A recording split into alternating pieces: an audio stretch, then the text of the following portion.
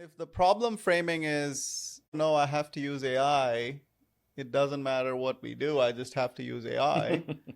I don't know if that's a problem framing, right? Right. But if the problem is that I am seeing now a lot more volatility, for example, in my supply chain, because of the various sort of events that are happening in various around the world, geopolitical events that are happening around the world, causing shortage of my raw materials, causing shortage of staff in some cases in terms of my production facilities, causing a disruption in terms of dispatch of my finished goods to my warehouses, which then delays my payments and which then sort of challenges me from a revenue, and that also then impacts my margins.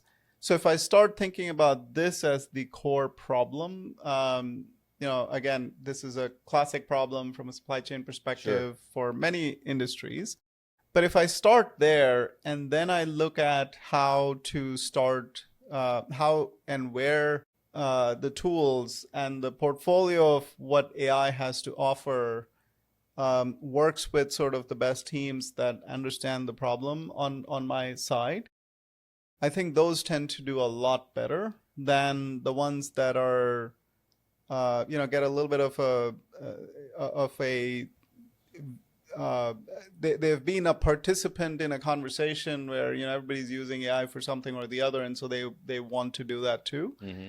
And then it's a forced fit where there's always a little bit of a conflict between the business user, your head of data science and or analytics, or your chief technology officer, chief digital officer, your CFO. I think they're always in a little bit of a, they're kind of saying the same thing, but they're not exactly, right? Yeah, and I think that causes a little bit of friction sometimes. Of course. And that then ultimately somebody gets blamed, and Right. sometimes it's the vendor, sometimes it's the software. And I have oftentimes seen that AI gets blamed, saying, oh, AI is not right. And then people just sit back and say, I'm not ever going to touch AI for a while, right? It's not ready for me. So, I mean, I think these are all various kind of reactions that I have seen, but I do believe that in more cases than not, I have seen it to fundamentally go back to the root of, why are you doing it? So I think, as you said in the very beginning, the why is very important, right? Before the what and the how comes forward. Yeah, and I can think, in conversations, I'm thinking of conversations I've had, colleagues have had in this space where, the C-suite is kind of thinking and evaluating kind of next steps for them, really making sure nothing gets left. It's wasted money. If it gets stuck, a POC never makes it out, or it's okay to have POCs. It's okay to experiment. It's okay to kind of think through that process.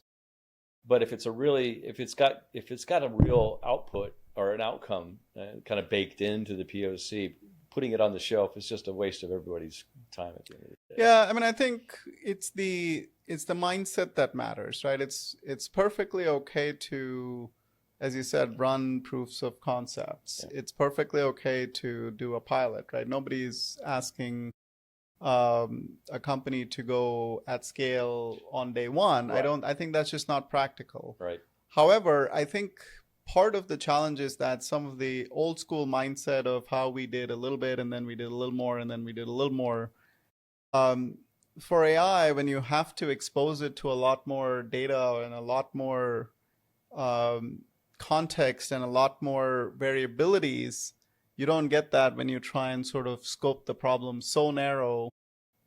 You curate the data so tightly and so well that the solution is amazing, and you get incredible results within a protected lab type of an environment. But the moment you are ready to take it to the next step and to deploy it into a real world, that context sort of changes. That you don't really think through the curation of that data set, and that's where things start breaking. So I think it's those missteps that I think need to be managed better. I think it's gotten better over the last few years, but it's still, I still see a number of missteps that can be avoided in the very beginning. A pilot is a great way to think about, as the first step of a large scale deployment. A pilot without that fully thought of large scale deployment is really an experiment. And as Yeah. long as it's treated as an experiment, there's no harm, no problem, right? Yeah. Because you learn from experiments. I think Right. that's perfectly okay. Right. But I think that has to be the mindset, is that, we need to try this at scale. And if not, then you may not be ready, Yep. or the technology may not be ready, Yep. or the data may not be ready.